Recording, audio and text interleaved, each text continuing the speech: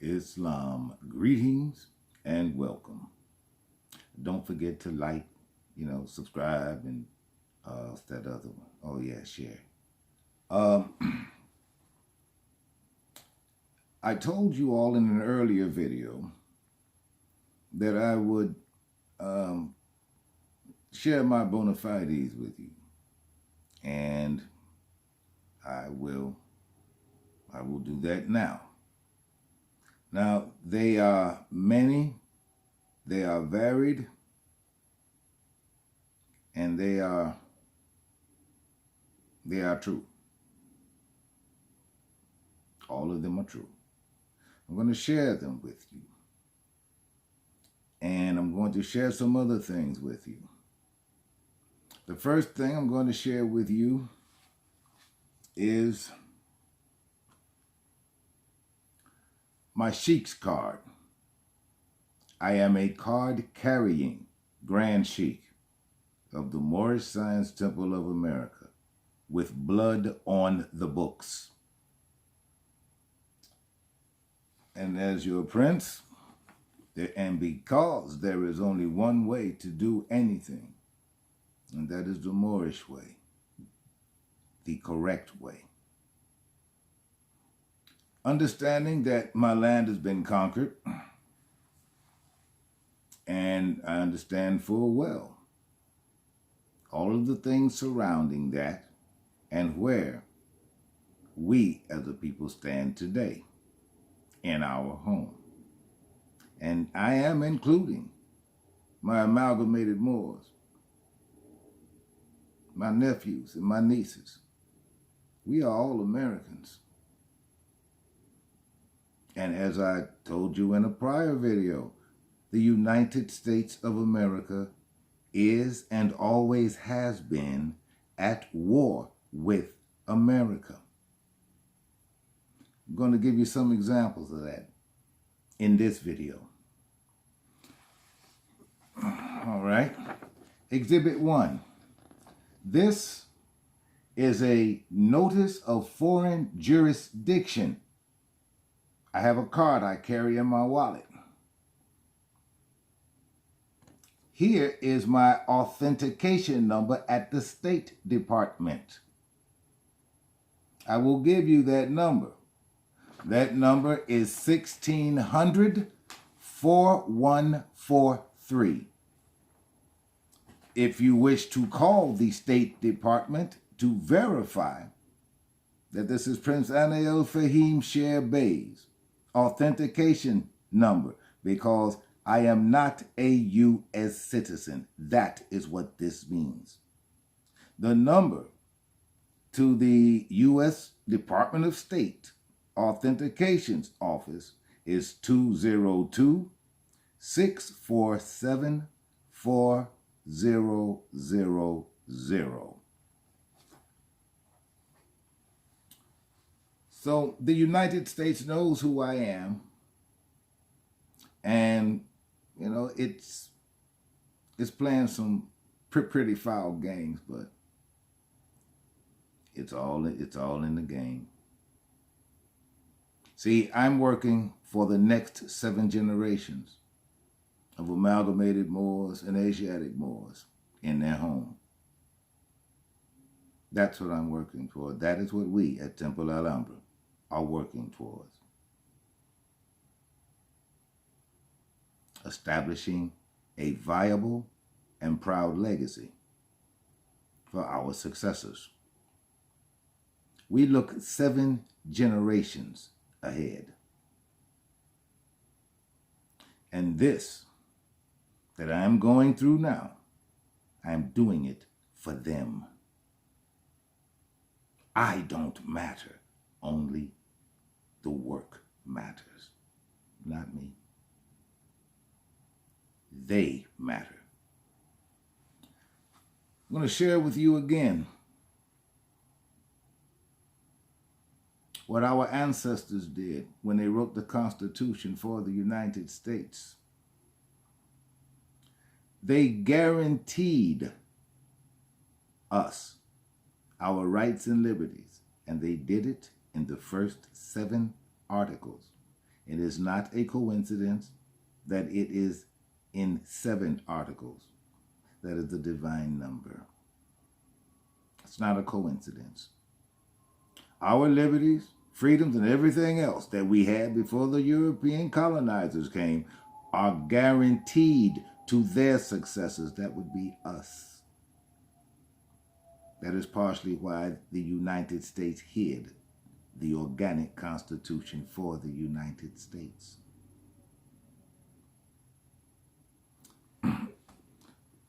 We're getting back to the Bonafides. This is a letter from Secretary of State John Kerry, where it specifically states that I am entitled to full faith and credit. This is from the State Department. And just to demonstrate a little bit, now, mind you, I never used the word conspiracy. I never used that word. But I'm going to ask you all, you figure someone works at the Secretary of State's office, they should at least be able to read above a 3rd grade level, right? This is what the state of Illinois did when I let them know that the Moorish Science Temple of America owns a conveyance. And it reads Moorish Science Temple of America, A-M-N-I-K-A. But I'm not going to call it a conspiracy. I'm not going to do that. Because the object of this game, for me, is to remain in my higher self. And so diplomacy is the way I went. Here I have a couple of communiques because I have communicated with the executives of that corporation. And this is a letter that I wrote to Secretary of State Hillary R. Clinton years ago. I'm going to read it to you. I write to you today regarding the atrocities committed by the United States Corporation upon the Moors of North America, considering that it is your duty to interact with other nations of people and countries on behalf of the United States and ensure that treaties are observed and enforced. Why is it that you have neither honored, observed, nor enforced the Treaty of Amity and Commerce? That would be the Treaty of Peace and Friendship of 1787. Through the United States' continued violation of that treaty, it has ostensibly declared war on the Moors here in America. I, Chairman and Grand Sheik of the Moorish Science Temple of America, have communicated with 2 of your U.S. Secretaries of the Army. Now, the reason for that is because when all the fighting was over and our land was summarily conquered, they opened up what was called the Bureau of Indian Affairs. Now, the Bureau of Indian Affairs, that included the Asiatic Moors here too, because they called us Indians as well. We are also known as Indians. So, and through the Bureau of Indian Affairs, that is where the tribal Moors went to have their grievances solved or have them ignored, which is ostensibly what happened. But it also pertained to us, the Bureau of Indian Affairs.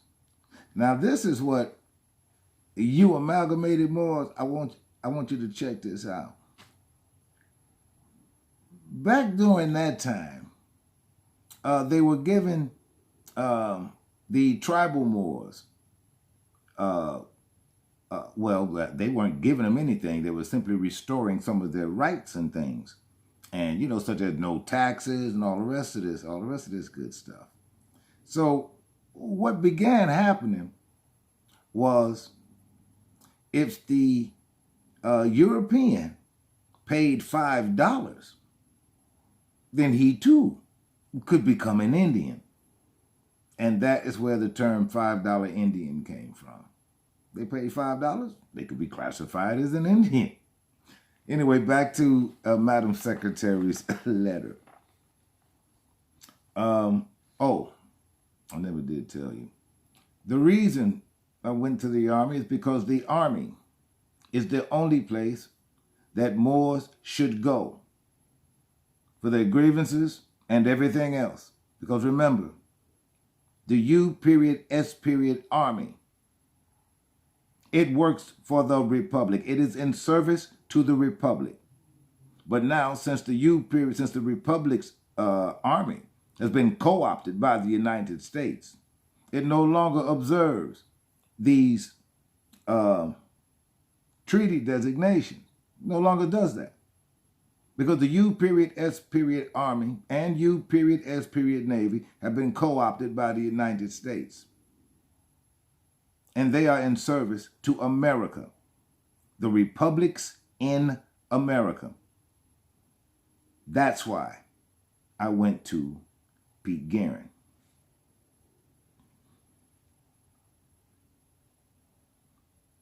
I have communicated with two of your U.S. Secretaries of the Army. The first was Mr. Pete Guerin, and the second was current Secretary, Mr. John McHugh. Both men were advised to meet with me. I'm sure that you've already read my communiques to both men. And they're to meet with me to dialogue. I am now advising you to do the same. If dismissal and ignorance of my communiques with the executives of this corporation, masquerading as a government, continue, I shall have no other recourse than to sue for peace on behalf of the only lawful government in this land, the Moorish Science Temple of America. I further feel the need to remind Madam Secretary of some of those articles in that treaty that have been violated outright and without regard for the sanctity or the commitment to that document by this corporation. I refer, Madam Secretary, to Articles 2, 3, 6, 7, 14, 16, 21, and 24 of that treaty. The United States violated Article 2 when it took a commission from the enemy and fought under the enemy's colors, the red, white, and blue. Still not convinced the United States is at war with you? The violation of Article 3 as it concerns free passage and unmolestation.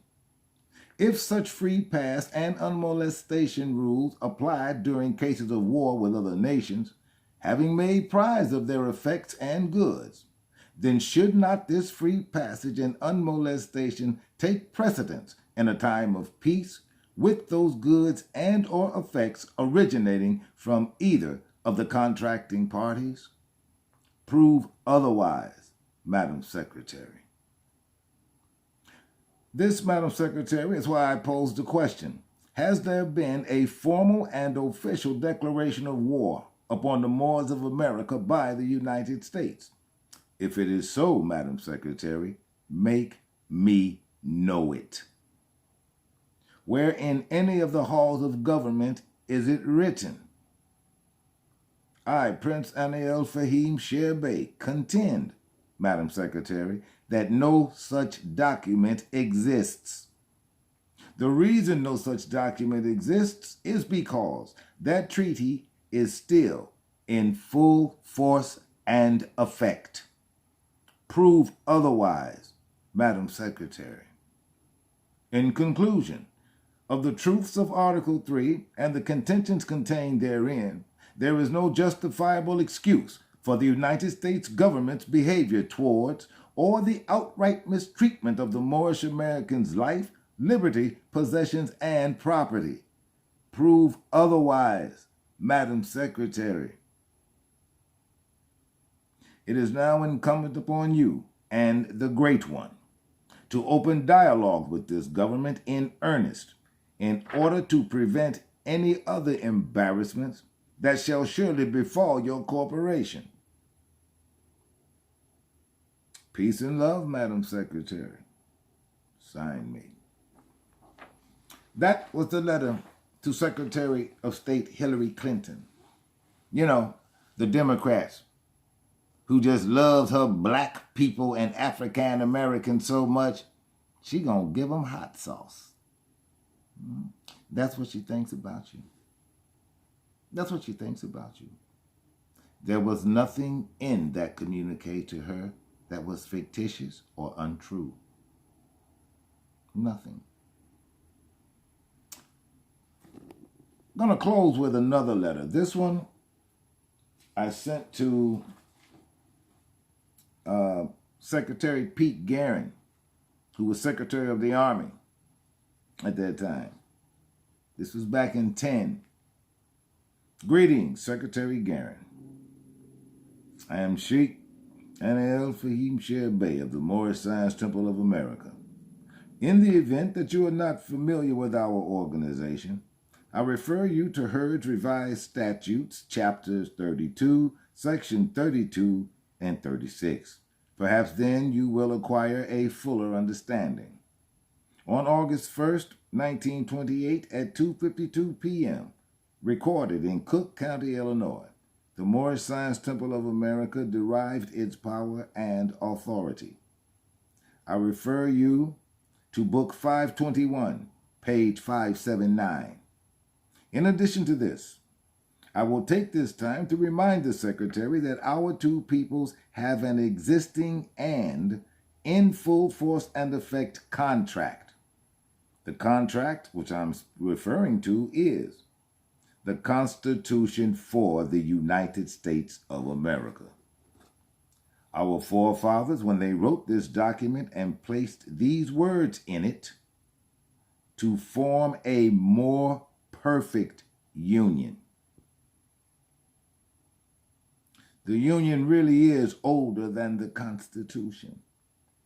That is one of the reasons Lincoln fought so hard to save the Union. Because the Union is older than the Constitution.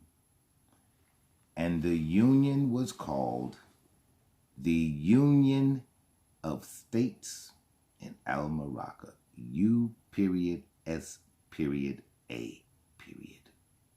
USA, that's corporation. But U.S.A. that's the Republic. These words connote, and these words to provide for the common defense, promote the general welfare, and secure the blessings of liberty to ourselves and our posterity. Let me read that again, because I don't think most of you were picking up what I was putting down. I'm going to read that again. Put your Moorish ears on. You too, nephew.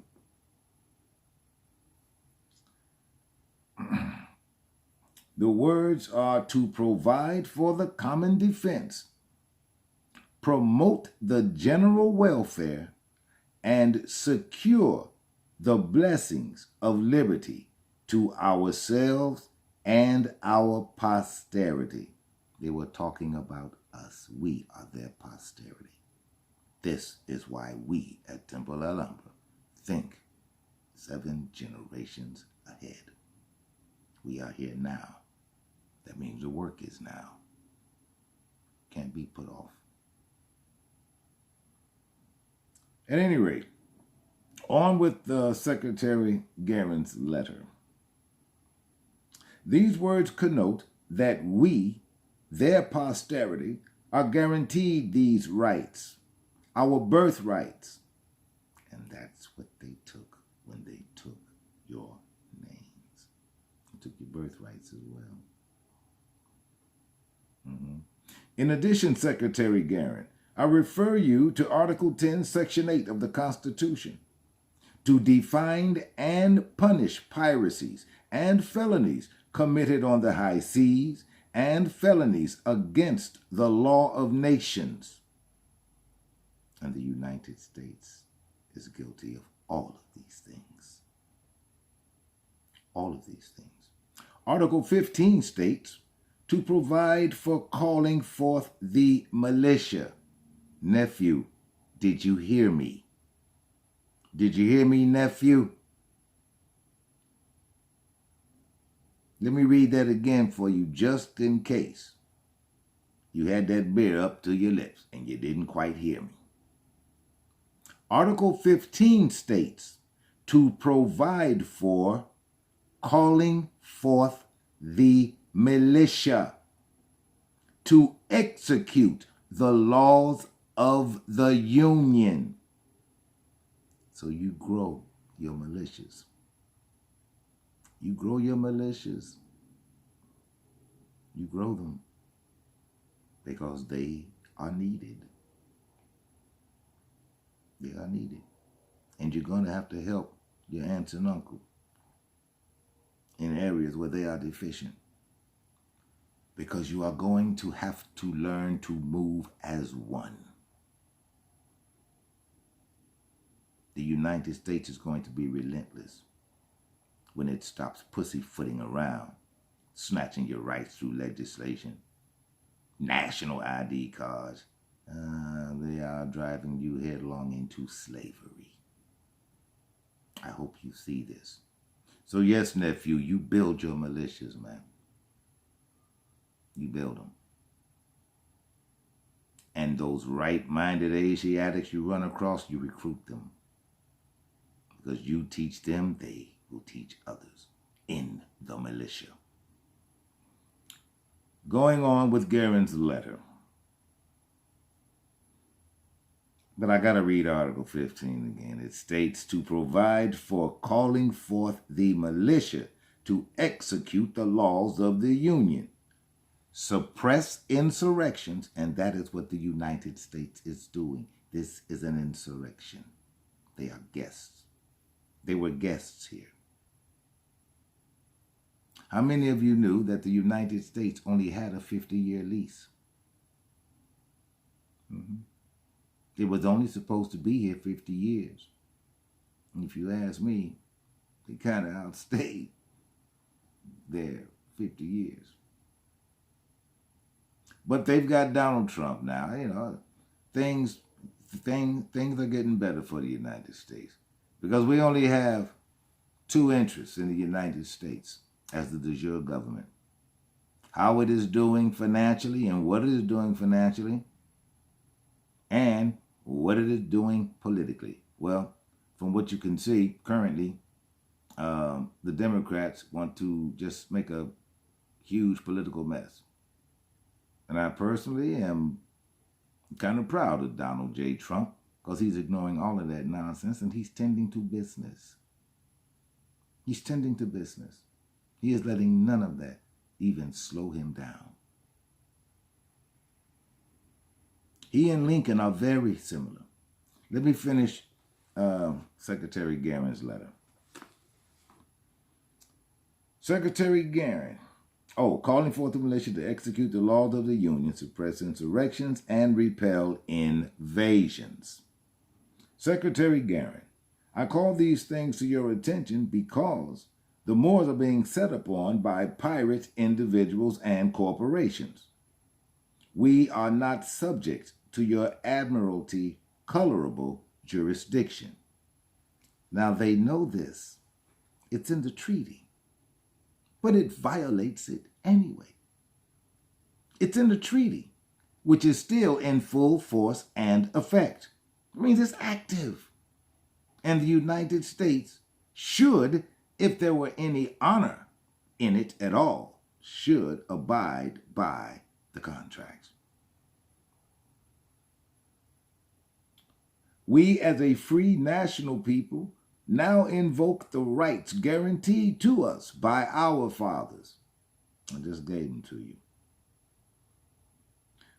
We demand the interdiction of the National Guard in those situations and locations where a Moor is subjected to invasion by those whom either do not know the law or who care not about it.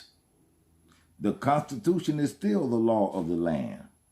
I will make myself available for a meeting with you at your earliest possible, in order to ensure that our two peoples can peacefully coexist here in our land. Now, while it is clear that you lost your mandate to be in this land in the year 1900 A.D., President Lincoln gave the Congress 37 years to colonize and compensate the Moors who were held as slaves. That is in Abraham Lincoln's 13th Amendment with the 20 sections, which you are not going to find in the Constitution of the United States. You look at that 13th Amendment, you only got 2 sections there. That is not the original 13th Amendment. As a matter of fact, I'm going to go constitutional for just a second, but I'll get back to the letter. The 13th, 14th, and 15th Amendments of the Constitution of the United States, they are also known as the 3 dead badges of law, because they mean nothing. The 14th Amendment, well, anyway, but that's what they're called. Not going to go into Constitution just yet. They're called the 3 dead badges of law because they run counter to the 5th Amendment of the Organic Constitution. Getting back to the Secretary's letter. In order to ensure that our two peoples can peacefully coexist here in our land. Now, while it is clear that you lost your mandate to be in this land in the year 1900, President Lincoln gave the Congress 37 years to colonize and compensate the Moors who were held as slaves. When you hear about 40 acres and a mule, what you need to know is some of the free Moors actually got them. Some down in Florida. They actually did get 40 acres and a mule. I mean, Lincoln, he stood by his word. He meant what he said. And if you ever find the original organic Constitution, you'll know it's the Organic Constitution because the 13th Amendment will have 20 sections. And this is what I want my nephews to know. If you are in the South, and I would love to communicate with the president of the Sons of Confederate Veterans, I have some news for you, nephew. I've got some good news for you. I'm going to give you just a little bit of it. You see, in Abraham Lincoln's 13th Amendment with the 20 sections, I do have a copy of it. In it, every slave that was set free, the slaveholder or the former slaveholder was to get $100 for every slave he set free. Now, I'm sure some of you sons of Confederate veterans knows of family where you live who actually had Confederate soldiers in their families and plantation owners. If you know any, hip them to this channel because I've got some news for them. But at any rate, they were supposed to get $100 for every slave they freed. And what happened was, well, after they murdered Lincoln and everything went sideways in that backroom deal that went down that next year, it went something like this. Wait a minute, I'm getting off subject. That's another story for another day. But Again, I would really like to hear from the president of the Sons of Confederate Veterans. Nephew, you're going to be real happy about this. Back to the letter.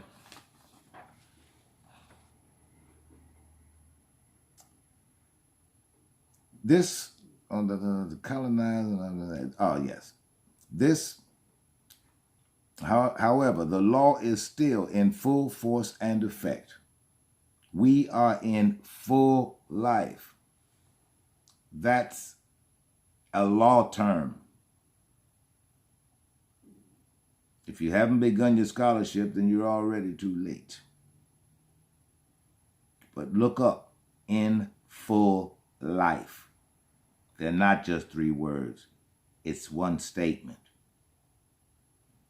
Okay. As such, Secretary Guerin, we expect no more than what our treaty and the Constitution guarantees us.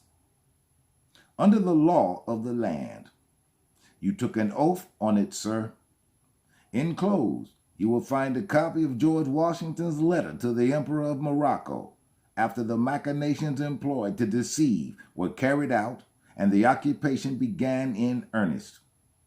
It would be most advantageous, Mr. Secretary, if we had in attendance at this meeting retired Air Force Generals, Brigadier General Robert Harries, who, during our last contact, anyway, that's in parentheses, and Major General John Borling. These men I have served with. General Harries was my wing commander while stationed with the 449th Bomber Wing. General Borling brought me on board. At any rate, I go through how I know these men, and they are good men. And during the course of our relationship have always been forthright men, men of sound judgment, and excellent leaders. I believe that their presence and contributions to the meeting would be respected and advantageous. Also, be it known, Mr. Secretary, I wish no harm to befall these men's reputation, nor should they be castigated on account of having a minor relationship with me. They are, after all, good men, and they should remain in their proper standing within the military community, as well as their personal lives. Know also, Mr. Secretary, that we have met with the leaders of the military once before, and then blah, blah, blah, blah, Moors in the military, and our classification by the U.S. Army, because we are not black, Negro, colored, or African American. This was done in order to have the Moors reclassified correctly. We have confidence in you. We have confidence that you, sir, in your capacity as Secretary of the Army, will do the right thing according to law. And peace. So, diplomacy is the first place I go, because this should be done correctly. I understand that the United States is at war with my people here. It's my people who don't understand. It's my people who don't understand that a war is being waged against them. Later on in later videos, what I really want to do is, and I'm going to do it. Don't forget to, like, share, subscribe, and until next time, I bid you peace.